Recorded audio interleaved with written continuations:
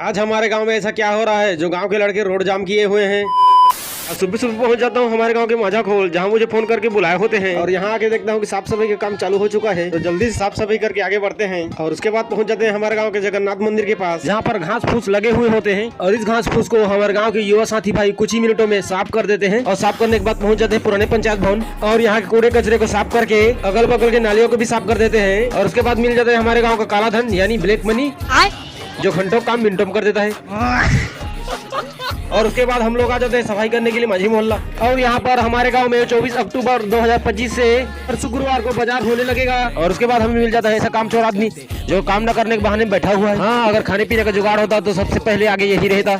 हमारे युवा भाइयों को धूप में काम करते करते थक गए थे, इसीलिए थोड़ी देर छाव में आराम कर लेते हैं। उसके बाद सबको पीने के लिए स्प्राइट बांटते हैं। और देखो, मैंने बोला था ना, पीने खाने के मामले में सबसे आगे यही रहता है। और उसके बाद हमें मिल जाता है हरी भाई, जो युवा साथी के लीडर है। और हम लोग आ जाते हैं मेन रोड पे, जहाँ पे रेत गिरे होते हैं उसको साफ करके रोड के अगल बगल को भी साफ करते हैं। और हमारे युवा साथी भाइयों का काम जरा सा भी अच्छा लगे तो लाइक कमेंट शेयर जरूर करें।